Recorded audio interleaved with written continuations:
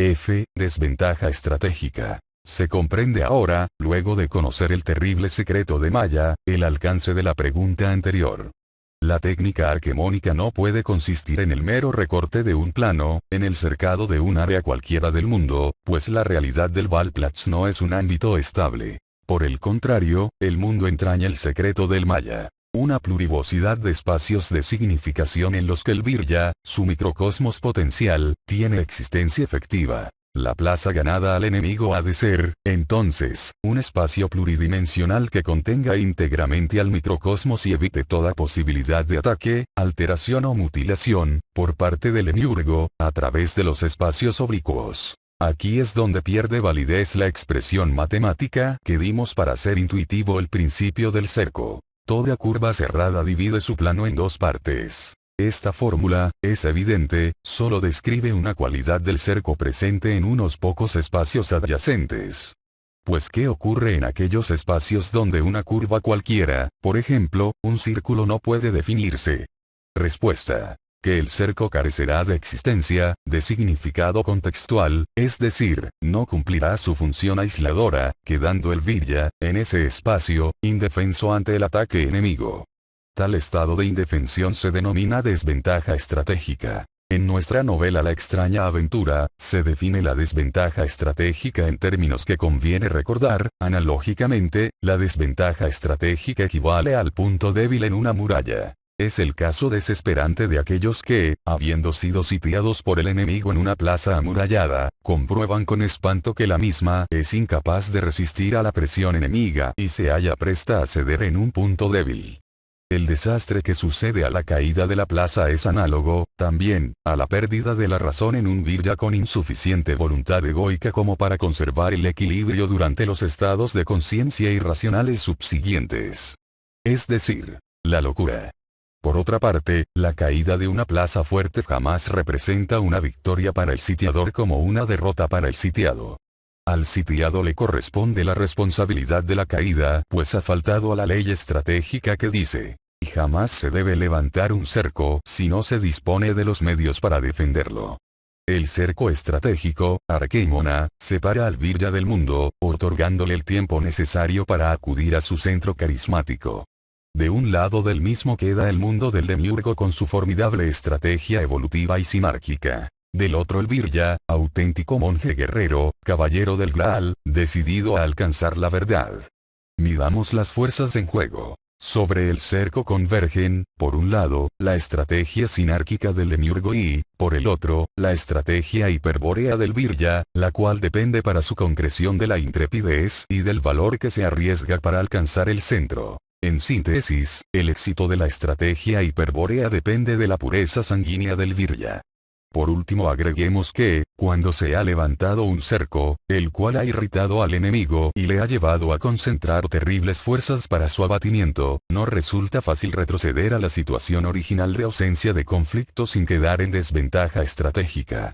En efecto, cuando se ha declarado la guerra, y el enemigo ha desplazado sus fuerzas, son dos las alternativas. O se afronta el combate resistiendo el sitio enemigo mientras se busca otra puerta para salir, o se rehúye la lucha difiriendo las acciones e ignorando la presión enemiga.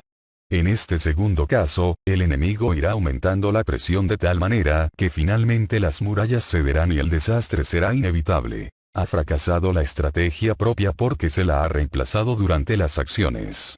Nos explicaremos mejor. Cuando un Virya levanta un cerco, en el marco de una estrategia hiperbórea, para iniciar la conquista del Vril, su estrategia solo le permite una alternativa: abrir la puerta interior para sortear el despliegue de las fuerzas demoníacas. Solo una alternativa. Lo contrario significa lisa y llanamente un cambio de estrategia. Y esto lo sabía hasta Clausewitz. Nadie puede cambiar de estrategia en medio de la guerra sin arriesgarse a padecer graves pérdidas. En la guerra convencional lo máximo que se admite de una estrategia es que ofrezca tácticas alternativas, pero jamás que ella pueda ser cambiada en sí misma, lo que significaría en realidad un cambio de objetivo, posibilidad inadmisible en una estrategia hiperbórea, que plantearía severas dudas sobre la capacidad del Estado Mayor que la planificó y hasta sobre la validez de la justificación que siempre se debe aportar por haber adoptado el camino bélico. En conceptos analógicos, pero que trasuntan claramente los peligros latentes, el párrafo citado nos revela la precaria situación de desventaja estratégica en la que quedaría todo virya que fracase al aplicar el principio del cerco. El terrible secreto de Maya nos ha mostrado que el cerco no puede ser cualquier curva sino un principio universal, cuyo sentido, expresado por el signo correspondiente, sea significativo en todos los mundos posibles del demiurgo. De aquí nuestras anteriores advertencias sobre la necesidad de que el yo despierto obligue por el engaño, es decir, estratégicamente, a su sujeto cultural a que represente racionalmente, como mito o símbolo sagrado, el principio arquetípico del cerco. Sin embargo, la búsqueda del principio del cerco aún requerirá de algunas reflexiones en otros artículos, especialmente para mostrar, con alegorías, el modo como los siddhas de Agartha procuran iniciar carismáticamente, a todo virya, en la técnica arquemónica. Las armas del virya despierto. El virya despierto es un héroe que ha declarado la guerra al demiurgo para cumplir un objetivo estratégico: conseguir la liberación del espíritu.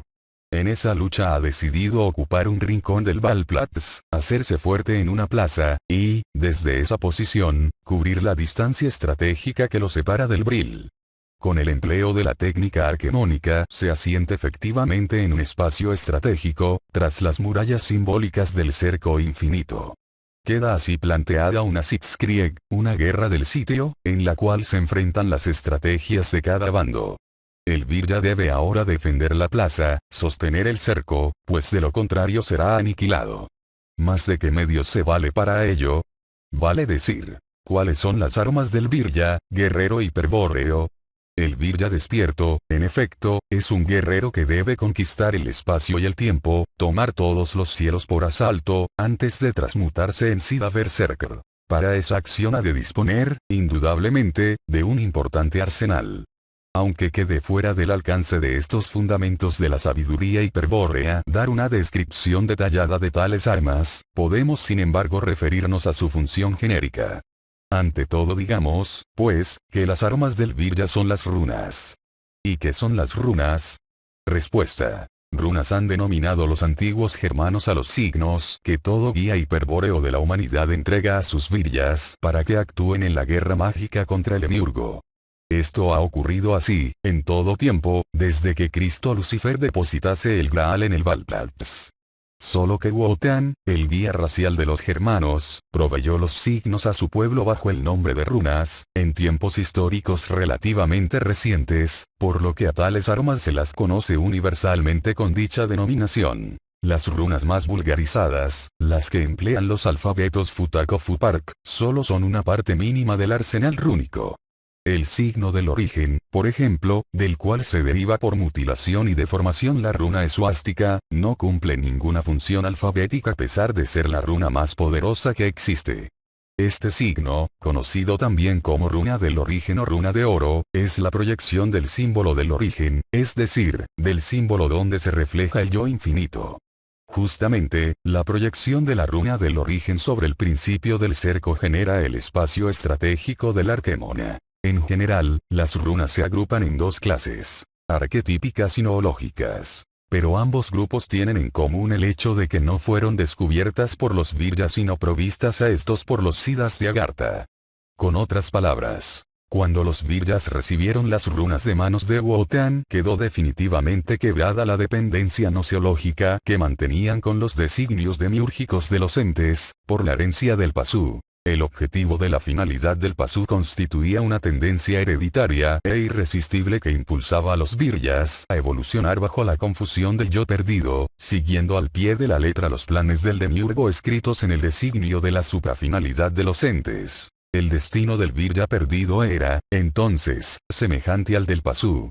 Jamás hubiese podido conocer los arquetipos universales ni ninguna otra realidad que no estuviese previamente determinada por la suprafinalidad de los entes. La revelación de Wotan vino a cubrir esta falencia. Por un lado, las runas arquetípicas permiten describir esquemáticamente a todo arquetipo universal, vale decir, permiten conocer las palabras universales, no invertidas por la memoria arquetípica, que constituyen la cábala acústica del gran aliento. Por otro lado, las runas noológicas, entre las cuales se cuenta la runa del origen, son signos increados, es decir, señales sin correspondencia alguna con el plano arquetípico. Munido de semejante arsenal, el Virya podrá ahora operar efectivamente sobre la realidad óptica. Los inestables espacios de significación del macrocosmos serán fijados en su sentido por expresión de la runa adecuada. Los designios de los entes cuyo sentido intente ser alterado por la segunda intención del demiurgo, para que no correspondan con los esquemas conocidos de la estructura cultural, serán resignados por la expresión de la runa correcta. Y, finalmente, la expresión de la runa del origen aplicada sobre el principio del cerco permitirá crear un espacio estratégico lo suficientemente seguro como para ocuparlo y resistir en él sin peligro. Para evidenciar en qué consiste la actitud guerrera típica del Virya despierto, nada parece mejor que referirnos a su estado de alerta. Tal estado de alerta, que debe ser permanente, se mantiene de la siguiente forma. Todo objeto, real o ideal, natural o cultural, concreto o abstracto, etc., es decir, todo ente objetivo, que cae bajo la percepción del Virya despierto, es inmediatamente cercado en el área estratégica de un Arquemona y convenientemente resignado. Y esto el Virya despierto lo hace en todo momento, con cualquier objeto que se presente, de suerte tal que suele afirmarse metafóricamente. El Virya despierto tiene el Arquemona en sus ojos. Ve a través de él. Si sus ojos miran, si sus labios hablan, si sus oídos escuchan, o su cuerpo se mueve de manera expresiva, el ente queda inmediatamente cercado y resignado. Tal el permanente alerta estratégico del Virya despierto. El principio del cerco, empero, no es una runa. Habrá pues que continuar marchando en su busca. El principio del cerco y la ley del cerco. Comenzamos formulando matemáticamente el principio del cerco para que la evidencia topológica favoreciese su inducción. Sin embargo, al conocer el terrible secreto de Maya, comprobamos que tal fórmula difícilmente pudiese mantenerse invariante en todos los mundos posibles, es decir, en todos los superconceptos del demiurgo. Comprende el principio del cerco no parece ya ser una tarea muy simple, aunque algo sabemos de él con seguridad. Existe en la estructura cultural, como parte de un sistema. Podemos agregar que el principio del cerco no puede ser otra cosa que un principio, repetido en el esquema sémico de la relación como principio matemático. En consecuencia, el principio del cerco no procede del descubrimiento de ningún designio sino de la memoria arquetípica. El suyo es un significado a priori de toda percepción. No obstante tal interioridad esencial, el principio del cerco puede ser expresado en el mundo exterior como cualquier principio matemático, un número por ejemplo, mediante la proyección de un signo. En ello se basa la técnica arquemónica. Pero el microcosmos refleja al macrocosmos. ¿Quiere decir esto que el principio del cerco ha de estar también presente en el macrocosmos, por ejemplo como una ley de la naturaleza? Si ocurriese así tal vez se podría, al menos en teoría, detectar en algún fenómeno característico una cierta función cerco, que nos revelase por otra vía, esta vez externa, el principio buscado.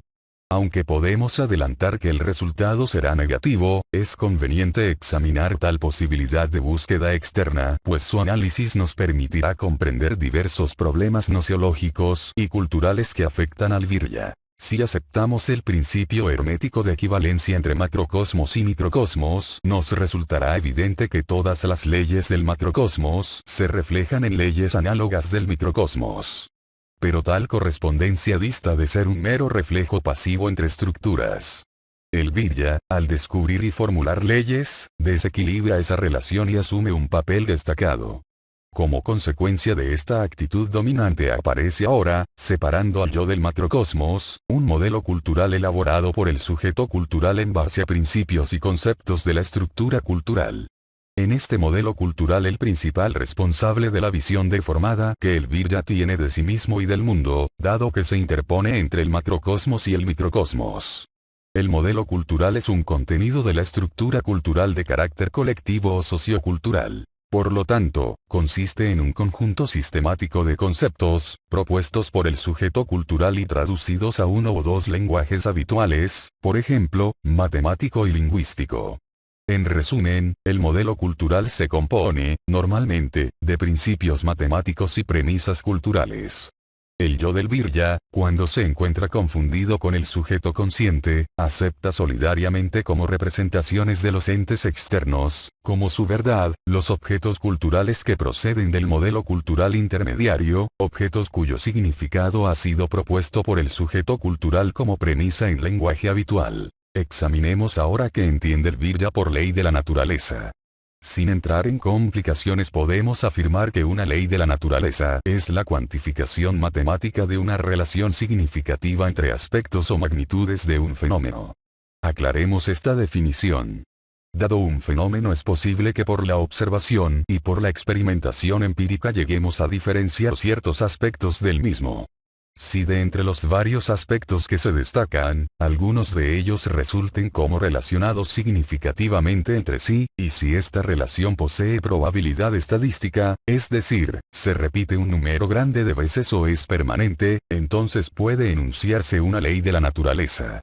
Para ello hace falta que los aspectos del fenómeno puedan reducirse a magnitudes de tal modo que la relación significativa se reduzca a relación entre magnitudes o sea a función matemática. Las leyes de la física se han deducido de manera semejante. El concepto de ley de la naturaleza que hemos expuesto es moderno y apunta a controlar el fenómeno antes que a explicarlo, siguiendo la tendencia actual que subordina lo científico a lo tecnológico. Tenemos así fenómenos regidos por leyes eminentes a las que no solo aceptamos como determinantes, sino que las incorporamos indisolublemente al propio fenómeno, olvidando, o simplemente ignorando, que se trata de cuantificaciones racionales. Es lo que pasa, por ejemplo, cuando advertimos el fenómeno de un objeto que cae y afirmamos que tal cosa ha ocurrido porque actuó la ley de gravedad. Aquí la ley de gravedad es eminente y, aunque sabemos que existen otras leyes las que intervienen también pero con menor intensidad, creemos ciegamente que el objeto en su caída obedece a la ley Newton y que esta ley de la naturaleza ha sido la causa de su desplazamiento. Sin embargo, el hecho concreto es que el fenómeno no obedece a ley eminente alguna. El fenómeno simplemente ocurre y nada hay en él que apunte intencionalmente hacia una ley de la naturaleza, y menos aún de una ley eminente. El fenómeno es parte inseparable de una totalidad que llamamos la realidad, o el mundo, y que incluye, en ese carácter, a todos los fenómenos, los que ya han ocurrido y los que habrán de ocurrir. Por eso en la realidad los fenómenos simplemente ocurren, sucediendo, quizá, a algunos que ya han ocurrido, o simultáneamente con otros semejantes a él. El fenómeno es solo una parte de esa realidad fenoménica que jamás pierde su carácter de totalidad. De una realidad que nos expresa en términos de causa y efecto para sostener el fenómeno. En fin, de una realidad en la cual el fenómeno acontece independientemente de que su ocurrencia sea o no significativa para un observador y cumpla o no con leyes eminentes. Antes de abordar el problema de la preeminencia de las premisas culturales, en la evaluación racional de un fenómeno, conviene despojar a este de cualquier posibilidad que lo aparte de la pura determinación mecánica o evolutiva, según el orden natural. Para ello estableceremos, luego de un breve análisis, la diferencia entre fenómeno de primero o de segundo grado de determinación, aclaración indispensable dado que las leyes eminentes corresponden siempre a fenómenos de primer grado.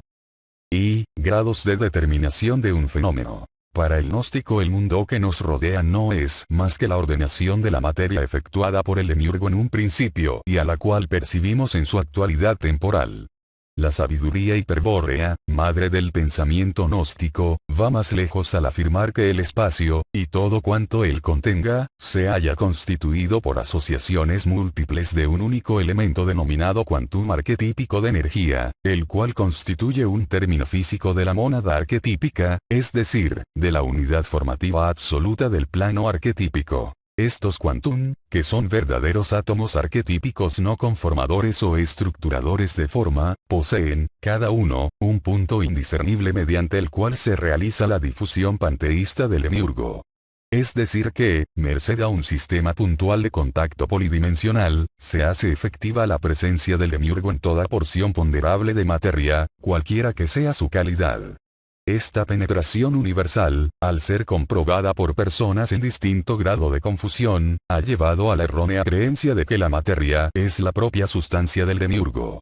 tal las concepciones vulgares de los sistemas panteístas o de aquellos que aluden a un espíritu del mundo o anima mundi, etc. En realidad la materia ha sido ordenada por el demiurgo e impulsada hacia un desenvolvimiento legal en el tiempo de cuya fuerza evolutiva no escapa ni la más mínima partícula, y de la cual participa, por supuesto, el cuerpo humano.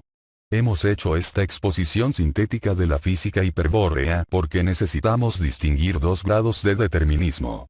El mundo, tal cual lo describimos recién, se desenvuelve, mecánicamente, orientado hacia una finalidad, este es el primer grado del determinismo.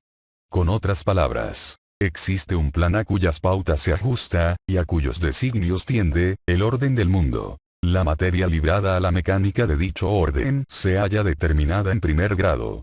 Pero, como dicho plan se haya sostenido por la voluntad del demiurgo, y su presencia es efectiva en cada porción de materia, según vimos, podría ocurrir que él, anormalmente, influyese de otra manera sobre alguna porción de realidad, ya sea para modificar teleológicamente su plan, o para expresar semióticamente su intención, o por motivos estratégicos. En este caso estamos ante el segundo grado del determinismo. Por motivos estratégicos se entiende lo siguiente. Cuando el Virya despierto emprende el regreso al origen en el marco de una estrategia hiperbórea emplea técnicas secretas que permiten oponerse efectivamente al plan.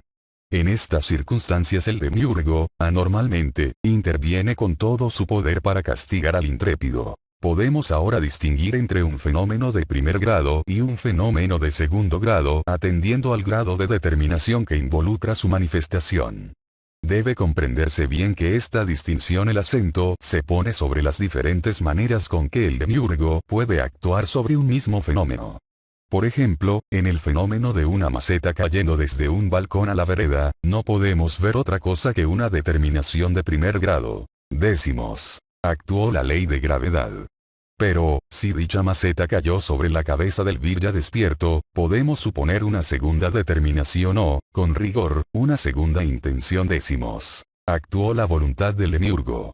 Al primer y segundo grado de determinación de un fenómeno se lo domina también, desde otro punto de vista, primera y segunda intención del demiurgo. En general todo fenómeno es susceptible de manifestarse en primer y segundo grado de determinación.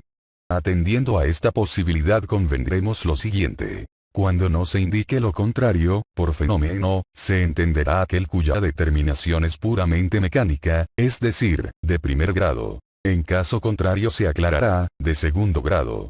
Solo nos falta, ahora que sabemos distinguir entre los dos grados del fenómeno, aclarar la afirmación que hicimos al comienzo de este análisis de que toda ley de la naturaleza, inclusive aquellas eminentes, describen el comportamiento causal de fenómenos de primer grado de determinación. Es fácil comprender y aceptar esto ya que cuando en un fenómeno interviene una determinación de segundo grado el sentido natural del encadenamiento mecánico ha sido enajenado temporalmente en favor de una voluntad irresistible. En ese caso el fenómeno ya no será natural, aunque aparente serlo, sino que estará dotado de una intencionalidad superpuesta de neto carácter maligno para el Virya. Por otra parte, el fenómeno de primer grado, se manifiesta siempre completo en su funcionalidad, la cual es expresión directa de su esencia, y a la que siempre será posible reducir matemáticamente a un número infinito de leyes de la naturaleza. Cuando el fenómeno de primer grado es apreciado especialmente por una ley de la naturaleza, la cual es eminente para nosotros pues destaca cierto aspecto interesante, es evidente que no tratamos con el fenómeno completo sino con dicho aspecto del mismo. En tal caso debe aceptarse el triste hecho de que del fenómeno solo será percibida una ilusión. Mutilado sensorialmente, deformado noseológicamente, enmascarado epistemológicamente, no debemos extrañarnos que los indoarios calificaran de maya, ilusión, a la percepción corriente de un fenómeno de primer grado. J. El enmascaramiento causado por las premisas culturales preeminentes. Plantearemos ahora un interrogante, cuya respuesta nos permitirá encarar el problema de la preeminencia de las premisas culturales, basándonos en nuestras últimas conclusiones. Si todo fenómeno de primer grado aparece necesariamente completo, por ejemplo, a las 6 am sale el sol, ¿cuál es el motivo específico de que su aprehensión por intermedio del modelo científico o cultural nos impide tratar con el fenómeno en su integridad, circunscribiéndonos en torno de aspectos parciales del mismo? Por ejemplo, cuando decimos, la rotación terrestre es la causa que ha producido el efecto de que a las 6 a.m. el Sol se haya hecho visible en el horizonte este. En este último ejemplo se hace evidente que al explicar el fenómeno por una ley eminente no hacemos más que referirnos a ciertos aspectos parciales, la rotación terrestre, dejando de lado, no viéndolo, al fenómeno mismo, el Sol. La respuesta a la pregunta planteada los lleva a tocar un principio fundamental de la teoría epistemológica estructural. La relación que advertimos entre aspectos de un fenómeno, cuantificante matemáticamente como ley de la naturaleza, se origina en la preeminencia de premisas culturales a partir de las cuales la razón modifica la percepción del fenómeno en sí. De más está decir que esto ocurre por el efecto enmascaramiento que la razón causa en toda imagen reflexionada por el sujeto consciente. La razón responde a la interrogación, es decir, a las flexiones del sujeto consciente, en el cual se haya sumido el yo perdido. Como si se tratase de una fantasía, la razón interpreta y conforma un esquema racional de la representación del ente fenoménico, esquema cuya imagen se superpone a la representación y la enmascara, dotándola del significado proposicional que determinan las premisas culturales preeminentes. Cuando efectuamos una observación científica de un fenómeno de las funciones racionales, se tornan preeminentes a cualquier percepción, destacando con eminencia aquellos aspectos interesantes o útiles y desluciendo el resto, del fenómeno. De este modo la razón opera como si enmascarara al fenómeno, previamente arrancado de la totalidad de lo real, y presentara de él una apariencia razonable y siempre comprensible en el ámbito de la cultura humana. Por supuesto que a nadie le importa que los fenómenos queden, a partir de allí, ocultos tras su apariencia razonable. No si es posible servirse de ellos, controlarlos, aprovechar su energía y dirigir sus fuerzas. Al fin y al cabo una civilización científico-tecnológica se edifica sobre los fenómenos y aún contra ellos ¿qué importa si una visión racional del mundo recorta los fenómenos percibidos y nos enfrenta con una realidad cultural, tanto más artificial cuanto más ciegos estemos? ¿Qué importa, repetimos, cuando tal ceguera noseológica es el precio que debemos pagar para disfrutar de las infinitas variantes que, en términos de goce y confort, ofrece la civilización científica? ¿Acaso acecha algún peligro que no podemos conjurar técnicamente, nosotros que hemos eliminado muchas antiguas enfermedades, que hemos prolongado la vida humana y creado un hábitat urbano con un lujo nunca visto? El peligro existe, es real, y amenaza a todos aquellos miembros de la humanidad que poseen ancestros hiperbóreos. La sabiduría hiperbórea lo denomina fagocitación psíquica. Es un peligro de género psíquico y de orden trascendente que consiste en la aniquilación metafísica de la conciencia, posibilidad que puede concretarse en este o en otro mundo, y en cualquier tiempo. La destrucción de la conciencia sucede por fagocitación demiúrgica, es decir, por asimilación del sujeto consciente a la substancia del demiurgo. Cuando tal catástrofe ocurre se pierde completamente toda posibilidad de transmutación y regreso al origen. Ya hemos hablado sobre la dramática alternativa que debe enfrentar el Virya y volveremos a hablar extensamente en la segunda parte. Sin embargo conviene repetir que es la confusión el principal impedimento para la transmutación del Virya en Siddha inmortal, y, a la confusión permanente, contribuye la ceguera noseológica que mencionábamos antes, producto de nuestra moderna mentalidad racionalista.